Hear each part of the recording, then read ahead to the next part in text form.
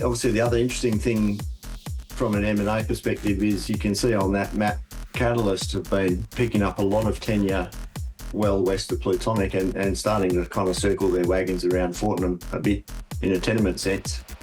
And I don't know what Catalyst are doing. I haven't spoken to those guys for a couple of years, but yeah, it makes me wonder what their longer term plan is. And they still have latent milling capacity at Plutonic, so I'm not assuming they want to buy Fortnum. But yeah, it does make you wonder what's going on there. This is general advice and my opinions only. This episode's company has paid me for this interview. I may be long, short, or hold an interest in stocks or CFDs mentioned. Past performance isn't reliable. The interviewee's views are their own, not necessarily mine. LEVRD operates as a corporate authorised representative 00131 8377 under AFSL 548573. You can find our financial services guide via the LEVRD website, link in the show notes.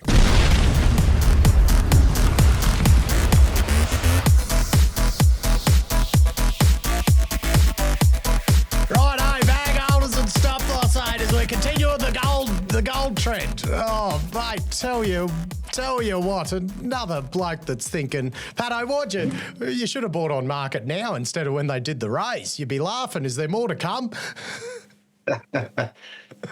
Yeah, not right now. I mean, I certainly will when I have the opportunity for sure, mate. But yeah, bloody good value there right now, I'd say. I'm not allowed to tell you that, but that's my opinion. Very good, mate. Andrew Paterson, MD of Great Boulder Resources. Had you on before, second interview for the round. GBR, got it on screen here. Just been the victim of gold juniors at the moment. Gold price coming off, gold juniors coming off even harder. 134 mil market cap you're sitting at. So, mate, you are underway at Peak Hill. You've got the asset. Do you need waterboards, by the way? I don't know. I'm hammering everyone. WA Waterboard Partnership means free interviews for you. How's the waterboards looking out there? It's actually, Peak Hill's historically a pretty dry field, so yeah, we will. Not right now, but we're going to in the next 12 months, absolutely. There you go. He's going to be flat out, all these plugs I'm giving him. Very good, mate. Mate, gold. What's your take? The gold market. So, because as I said, you've sort of, placement was done at 8.5. You've drifted down to 6.7. Gold's come off a bit, but new CGT laws and everything. What's the feel of why the love is coming out of gold juniors so hard? Oh, I think the obvious thing, the elephant in the room, the Iran war, just hasn't gone away. I plotted our share price on quarterback the other day against the gold price, and relative to each other, they're actually in lockstep for the last 6 to 8 weeks. So, the way sentiment is at the moment, you get a bit of a sugar hit off a positive result, and today just a drilling announcement, we get a little bit of an uplift off that. Unless something changes, and people get their confidence back in the market, I think the whole sector is going to stay, in this situation for a little while. But the good news is, and I'm certainly not trying to talk my own stock down, but the good news is that I think the whole gold space has been way oversold, and there's value all over the place at the moment. Yeah. Now you got the asset, mate. I'll just put you on screen here. You and big, your 19.9% shareholder, Westgold, Big Wayne. Now that you got the keys, mate, and you've got the asset, how does this relationship work? Is there a bit more contact than that unofficial coffee that you had before the deal? How's this relationship going to work going forward? Well, kind of at two levels. So firstly, at site level, the relationship with the guys at Fortnum, which is something that we hadn't really thought about too much, but that's absolutely like 24 carat. Those guys have been so helpful up the road there. For example, getting access to the pumping infrastructure to supply water to the drill rigs, no problem at all. We've got a MOU in draft for emergency response. If anything goes wrong, we can call on their mine rescue team, all this kind of stuff, just sort of neighbourhood support, which is really useful in remote areas. It's really valuable. And then at a corporate level, everyone from Wayne down through the kind of C-suite, they've all been really good to deal with. So I'm super happy with the way things are going. Yeah. Now, I'm the beauty of AI, mate, I can go through the transcript of our previous episodes and I can hold you account to everything you've said, and you've stuck to your words. You said drilling was going to start early July at Peak Hill. Announcements just come out saying the new drilling program starting, the 40,000 metres. So, mate, is camp set up, rigs turning, what's happening up there? Yeah, that's right. So firstly, it probably took a little while to finish the legal completion, a little longer than we expected. So we obviously didn't complete that till 30 June. So within 2 weeks, we had the camp set up. So from scratch, it was just bare earth. So we've got accommodation, power, water, fuel, comms are all there. And then as soon as that was ready and we had people able to live on the ground, we brought in the drill rigs. So went and had a look at that new frontline rig. You've got that picture there. That's just left the yard on Monday. So it's a brand new rig, the shiniest rig I've ever seen in my life, and pretty impressive. But I'll tell you, it's not that shiny now because it's just finished its first hole, I think, this morning. So, it's no doubt covered in dust. You want it to be as dirty as possible because that means it's drilling holes for you. Yeah, that's right. I think, that's a pretty good turnaround for our guys to be on the ground literally on day one and get people living on site within a fortnight and rigs turning is a really good effort. 2 rigs there. As I said in that announcement, the diamond rig, which is currently at Sidewell, will make its way up the road next month. So then we'll effectively have 2.5 rigs with the diamond rig alternating between the 2 projects for the rest of the year. So we're budgeting about long-term average about 4,500 metres per RC rig per month. So that 40,000 metre target with 2 rigs is actually fairly easy to achieve as long as everything keeps spinning. So yeah, all systems go.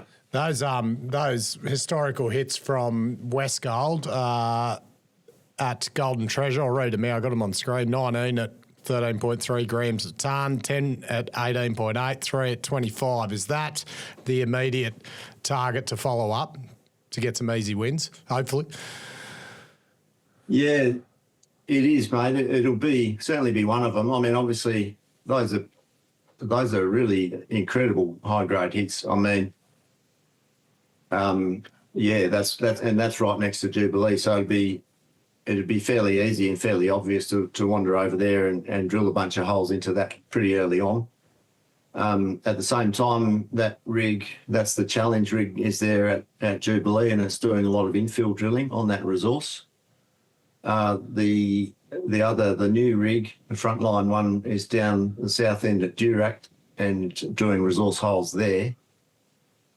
Really, the thing there, like if you look at that map you've got on screen there now, Matty, you can see that's just a plot of all the holes in the project, the entire data set of greater than 100 metres depth or more, which is based on our experience at Meekatharra, that deeper drilling is much more significant, and anything over sort of 20 metres you just ignore, really, because there's often that kind of near surface depletion effect. So that deeper drilling is more material. It's a relatively small number of holes. The pink dots there are anything over 5 grams a tonne. There's a lot of high-grade hits there. A lot of stuff that's outside the resource. There's 5 resources.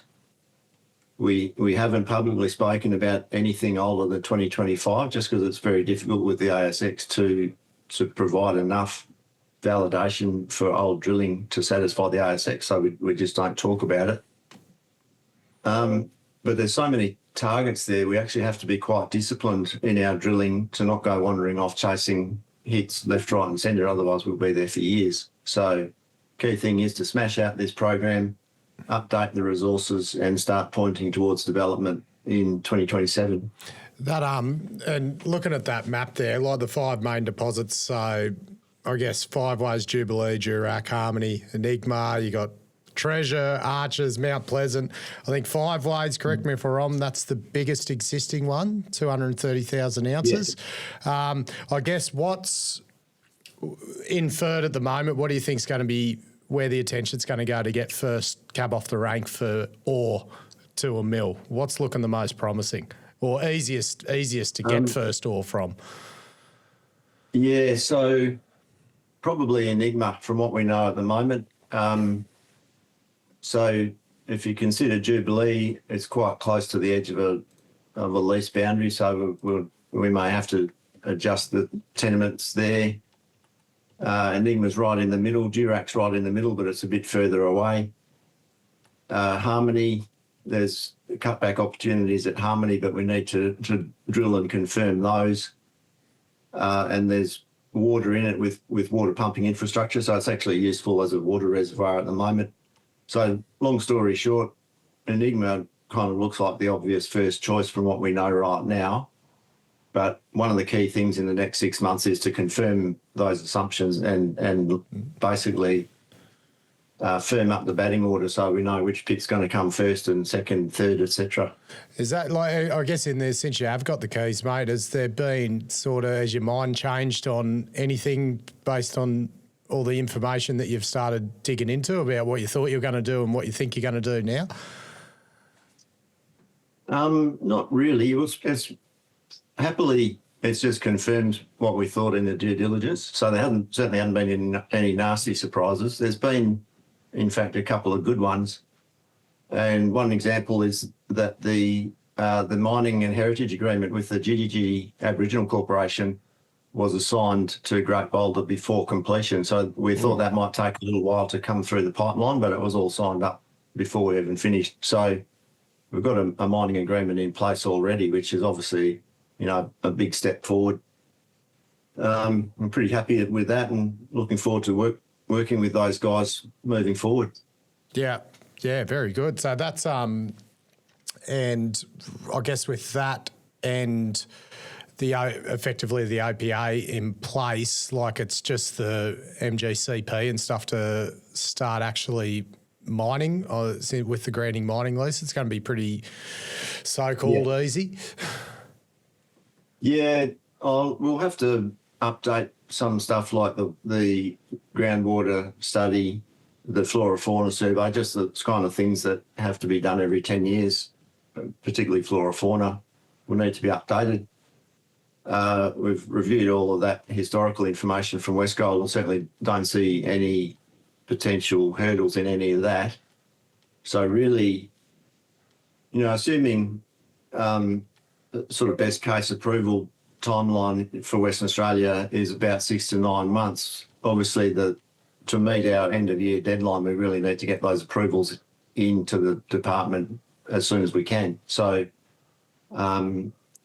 really finishing the resource updates and starting to kind of flesh those out into preliminary pit designs, even based on fairly high level assumptions initially, to a confidence level that we think the pit shapes aren't going to change too much, will enable us to get some of those approvals started. And so that's kind of one of the key things in 2027.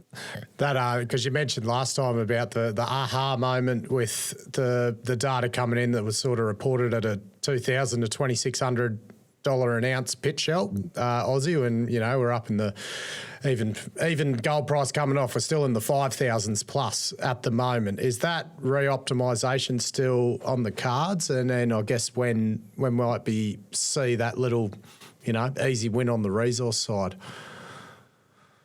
Yeah, it is. So we're not planning to do it right now. Like, it doesn't really make much sense if we're doing all this infill drilling. We'll update the whole thing at once. But short answer, yes. Any of these open pit opportunities, we would report at a half-gram cutoff, which is in line with industry standard at the moment, is depending on the size of your deposits, anywhere between 0.4 to 0.5 for these sizes of ore body. Another interesting thing, I went back on Kitco gold charts this morning, and when mining finished in 1997, at the end of that year, the gold price was $289 US per ounce. So, no wonder they shut it down, but there's been no mining since then. Yeah. So, because these hits that you're reporting from that Westgold drilled last year, that 19 at 13.3 and 10 at 18.8, they're not included in that resource number. Is that No, correct? that's right. So you've got 481,000 ounces at 1.6, but those hits aren't included at all. No, all upside. Yeah, very. And how much, like, sort of, how big's that area? Like, how much could that potentially add? It just on a footprint basis, strike and not everything. I know we don't want you quoting tons and grade of figuring out how this world works. Yeah. Look, you might be looking at a couple of 100 metres of strike. It looks like a tabular quartz vein kind of, I suppose, an old-fashioned quartz lode type system. So you might not have a lot of tonnes there, but those sort of grades, you don't need a lot of tonnes. You know, there's 31 grams in an ounce. So we're talking kind of half-ounce grades or more. So you don't need too many tonnes to get a pretty good ounces tally from those kind of lodes. They're probably, quartz veins are typically dilational structures, which means that they form when the ground opens up due to movement, and as a result of that, they tend to pinch and swell. So they're not, you don't just get a nice flat slab of mineralisation that goes for 200 metres and it's a metre thick the whole way along. It might be 5 metres here and 1 metre there. These are the kind of things that we need to find out with drilling. So, yeah, it's a bloody exciting target anyway, put it that way.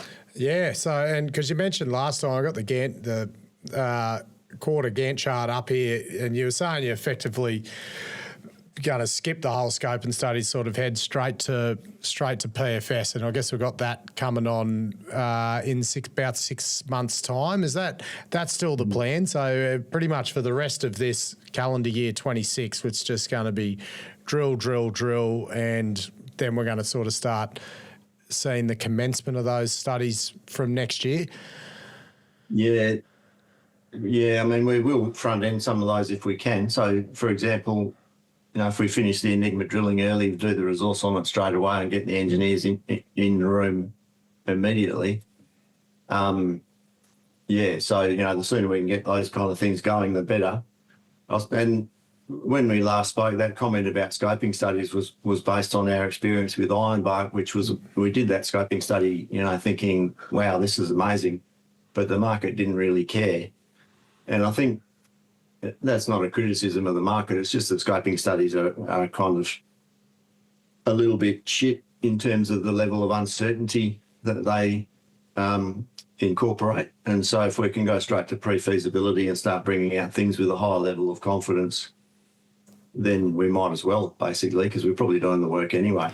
Well, it's not like you're building a bloody cracking and leaching facility for a rare earth thing. Like, scoping studies are for figuring out all different scenarios. You're literally mining a pit and trucking it to Westgold. Yeah, that's right. I mean, yeah, exactly. We don't have to estimate the capital cost of building a mill because we've already got one, or at least Wayne has. Yeah. I think you said your first technical hire was chasing a study manager and sort of morphing into a chief mining engineer. Have you filled the spot, mate? You need Matty's recruitment on board? How's the uplift of the office going? Yeah, well, we have organised a bigger office. So you can see in the background here, I'm not paying too much rent, and it's like living in a fridge at the moment, but that's okay.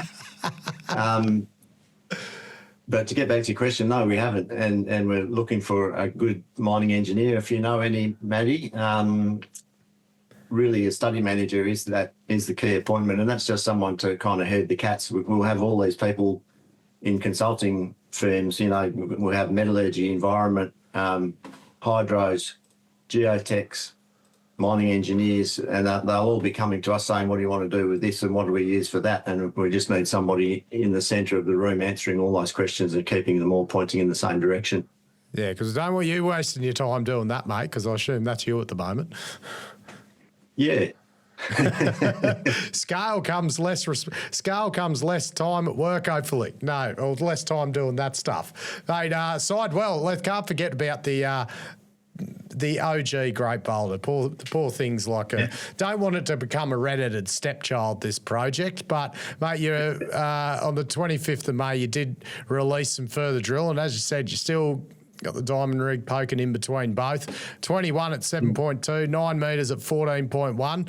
How's this shaping up? What is in this announcement that adds to this that wasn't there before? That announcement in May, we'll update that shortly in hopefully next week. Just a run-of-the-mill drilling announcement. That Eagle Hawk Mulga deposit, I mean, it's just amazing.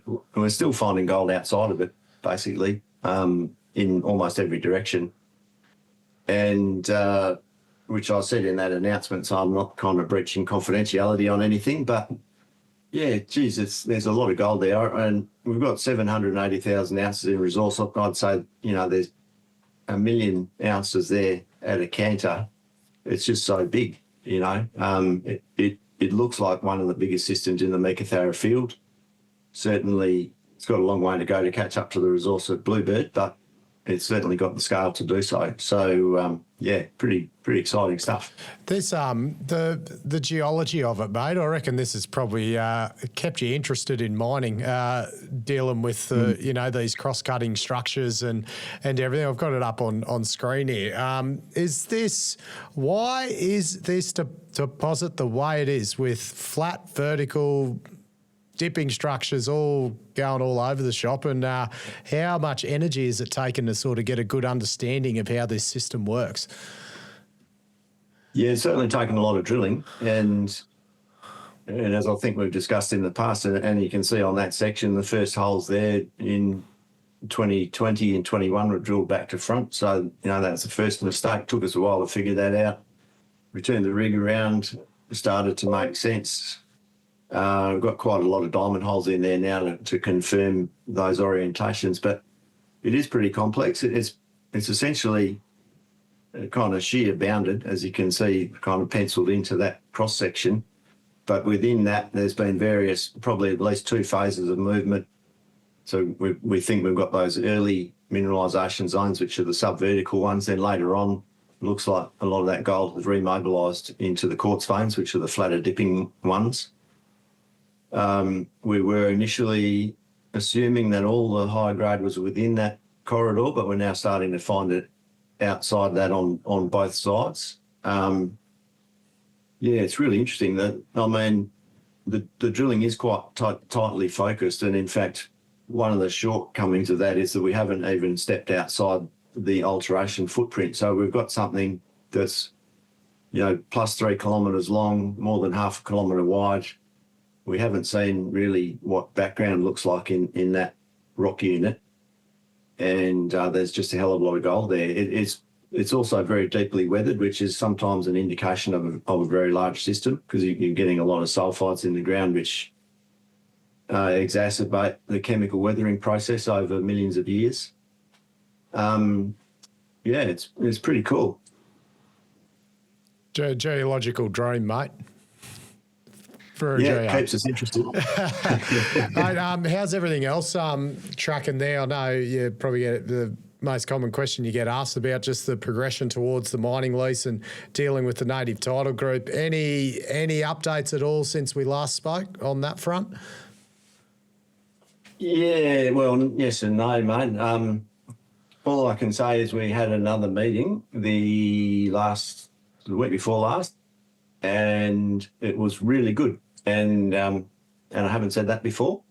So I hope to have something positive into the market in the next few months. I still don't know how long that might take, but it's looking a hell of a lot better than it was before mid-year, put it that way.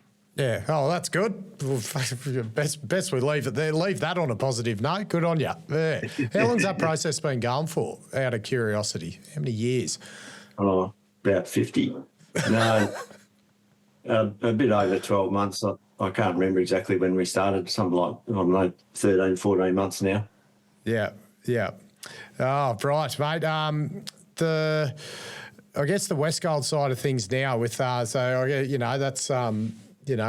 guess the purpose of this was just to re-look at the value proposition now the share price is lower for gold juniors coming out. But I guess now that you've got the keys to Peak Hill and you've got the Westgold relationship intact. And it was mentioned in that collaboration deal, that you'll be sort of looking at other regional gold assets, by yourself together to introduce into the arrangement. So what is your view on this Murchison area with everything going on at the moment and potentially inorganic opportunities around there? Yeah, it's an interesting question. The only thing that kind of springs to mind at the moment is the Horseshoe Gold project, which is just north of Peak Hill between us and Fortnum, which you can see is that little blue blob on the map there. Yeah. Now, Westgold retained that. I'm not entirely sure why, whether they've got plans for it or not, and I don't want to put words into their mouth, but that's kind of the only thing that's obvious for us right now. Obviously the other interesting thing from an M&A perspective is you can see on that map, Catalyst have been picking up a lot of tenure well west of Plutonic and starting to kind of circle their wagons around Fortnum a bit in a tenement sense. And I don't know what Catalyst are doing. I haven't spoken to those guys for a couple of years, but it makes me wonder what their longer term plan is. And they still have latent milling capacity at Plutonic, so I'm not assuming they want to buy Fortnum.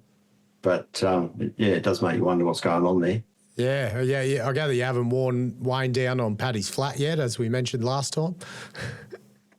No, look, I still love Paddy's Flat, but last I hear they're getting drill rigs onto it and they are actually getting busy with Paddy's Flat themselves. So they've been talking about doing that for a while. So it's putting action into words now. So I'm pretty confident that Paddy's Flat is well off the table from our perspective, unfortunately. that doesn't mean any. The Regis and Vault looked bloody certain. So who knows?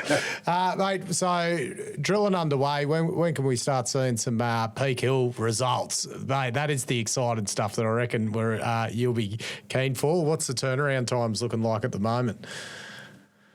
Well, typically it takes us, 3 to 4 weeks assay turnaround, and another week to put it all together with diagrams and stuff. So we're looking at the back end of August, I reckon. The sooner the better. And, if we see anything particularly sexy, we can accelerate it in the assay pipeline, put it on as an urgent job. But for a more holistic announcement, I'd say we'd be looking at the back end of August. Hope to put out a sidewheel update, before the end of the quarter. Then we'll obviously have the quarterly. Be nothing new in the quarterly, of course. That's the nature of those. But you're trying to get out probably ideally 2 announcements a month if we can. Yeah, no, good stuff, mate. Oh, bloody, you going to Noosa? Yeah, I'm kind of going over there freelance on Tuesday just to catch up with people because it's a good opportunity when all the money guys are in town in the same place. So, yeah, I'll be there briefly. Very good. Oh, well, if you get sick of doing things constructive, you can come have 10 schooners with me. But I'm not worth much other than that. So spend your time elsewhere, maybe. Keep away from me. That could be constructive as well, mate.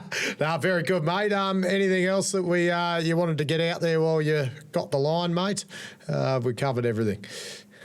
Well, I think we've covered everything. I don't know. I reckon this is going to be a pretty exciting ride. And almost regardless of what the market does, I think the value is really concrete in Great Boulder. So, yeah, we're pretty happy with the way things are going. Good on you, mate. Good on you, mate.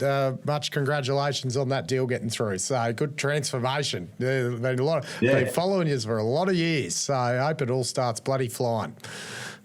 Yeah, absolutely, mate. I mean, for me personally, the opportunity to take a little micro cap from kind of 5 million nickel explorer that nobody loved into a gold producer is just something that doesn't come along very often in your career. So I'm really looking forward to this. Yeah, good stuff, mate. We're all rooting for you. So we'll see you next week, mate. Cheers, Pato. Thanks for coming on, LEVRD, again.